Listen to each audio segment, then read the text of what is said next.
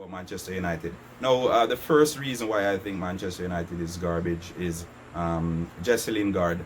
If he's fit, he plays. I think he doesn't give enough to your team. 117 games played for Manchester United. I think 17 goals, 10 assists. That's not Manchester United quality or caliber player. But the man trying, 117. Jesse Lingard. It says better to try and fail than to not try at all. Jesse Lingard turns 27 in December. So the man still playing. Yeah, I can't even know one at all. All right, so Jesse Lingard is the first reason. Second reason, Ole Gunnar Solskjaer. I think he was appointed solely on emotions. I'm yet to be convinced as to whether he is suitable for Manchester United. I believe. But he did pretty well Sunday. You find tactically he was a bit better than in other games. Of course, the subs was on his super. He did pretty well considering the circumstances, yes, but in other games especially, the lower teams that considering even last week before last week against Newcastle, we saw that when Manchester United is given the opportunity to play with the ball, they do little with it. So the less of the ball they get, the better they play, and that's not the Manchester United that I am used to.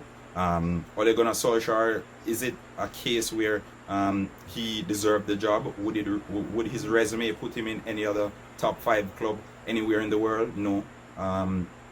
He had to start somewhere. But well, Amanda's own a company for I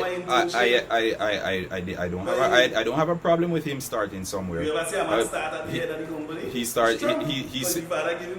He started at Molde. He went to Cardiff. He took over Cardiff basically when Cardiff were in trouble. Cardiff got relegated and he was sacked the first month into the 2014 season. So he went back to Molde, and I don't think if it were any other player, had it not been like a former player of Manchester United, he would have currently been in this post. And if we are to be fair and rational about the situation, he is been given a little bit of leeway, not a little bit, a whole lot of leeway, so to speak, considering the other managers that have come to Manchester United and the time that they've spent there and how they've been treated by the fans. So Ole Gunnar Solskjaer, he doesn't deserve to be at Manchester United. This is too big a job for him. He's not ready for this job as yet. My third pointer, Paul Pogba, sometime-ish Pogba, as I like to say. He's extremely moody. He decides when he wants to play, and that's not what we expect from world-class quote-unquote players. I've heard utterances here and there all over the place about Pogba being world-class, but one of my metrics of measuring a world-class player is consistency, and I'm yet to see a consistent player in Paul Pogba. The lack of leadership in that Manchester United dressing room is also a pointer that needs to be tied into this Pogba fella. The lack of leadership. Pogba is the biggest name in that Manchester United dressing room. Pogba take your woman when he was young. Tell me, it's a candid conversation. Pogba, Manchester United has 2 expected world-class players. David De Gea, he's coming to the back end of his career. Pogba is the other one, and people are looking to Pogba to be the leader, especially the younger players. He came through the ranks, he left, he came back a better player, and there are a lot of players in that dressing room that are looking towards Pogba for leadership and that sort of stuff. And he has quality, no doubt. However, he's not been showing that consistent enough for me to warrant him a place at the table of the world-class midfielders. He's good, he's great on his day, but he needs to be consistent with it. My fourth reason, Manchester United lacks a target man. A counter-attacking team needs a target player. They sold Romelu Lukaku, they did not replace him. Marcus Rashford, he is a great winger. He plays better when he's on the wing. Romelu Lukaku, he gave you a little bit of focal point in the front. His first touch was atrocious, to say the least. It's still atrocious. Well, while at Manchester United, there you go. So So you didn't replace that, and I think that's why you are lacking them goals this season. I think Manchester United has scored 10 goals this season so far, and they scored 4. There you go. They scored 4 against Chelsea, and they have failed to score more than 1 goal in the next 8 games. So the goals are an issue. Marcus Rashford, will he give you 20-25 goals a season? I don't think so. So you need to work on that. He's really great when it comes to running the channels, but what does he do? Not enough in my book. He's not a Jamie Vardy who makes defenders shuffle and run all over the place for a full 90 minutes. He'll run down the channel like a typical winger and do what wingers do, get crosses into the box. So I think that's one area of adjustment that's needed for Manchester United.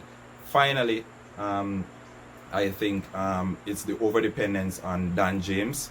He's the most inexperienced player in your starting lineup, and yet there's so much reliance on him. He's currently the team's top scorer, bar Rashford, who scored 4 goals and had 2 assists. But we still have to consider that Rashford's 2 of Rashford's goals came from the penalty spot. So over reliance on Dan James, he had 1 full season at Swansea where he scored, I think, 4 or 5 goals in 33 appearances. He's already played 9 games for Manchester United, and he's had 3 goals and an assist. So I actually agree with that last one. Is this where Manchester United have reached? Is that where you guys have gone to? I think you guys still need to do a whole lot of work. It's a rebuilding process, I agree. However, it's still 6 years since Alex Ferguson's departure, and I haven't seen any positive improvements. I haven't seen any step in the right direction as yet. So I'm yet to be convinced. Well, Mr. Brown, I'll take your criticisms, and I will give a call to Mr. Shoza. He's a very good friend of mine. I will let him know your concerns, and hopefully going forward, the team would be able to address some of those. While I don't agree with all, I'm not going to go through which ones I actually agree with or disagree with. Your assertions, they had deep analysis, so it is something to look at, and it is something to take, and probably, hopefully, the board is seeing the things you are seeing, because what you need to look at is a lot of our problems stem from the top. And when Mourinho was there, he would have requested certain players be bought away. I'm not a Mourinho fan, I'm not a Mourinho apologist. I wasn't a fan of him, but I saw where some areas needed strengthening. Just recently, our midfield needed strengthening.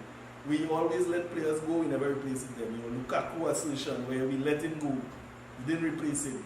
Sanchez, we let Sanchez go, we didn't replace these guys. Herrera, we let him go, didn't replace him. Obviously, we are a shell of what we were, and now we have a lot of inexperienced players trying to get experience, trying to find their footing in where the big boys play, which is the Premier League. So, hopefully, they say when you're at the bottom, you're let's see. Let's see. Where we start here, we wouldn't end here. Aston Villa currently ahead of you in the English League, Premier League. English League, so. You don't need to remind me. We'll strike that from the answer. We don't need to remind you of that.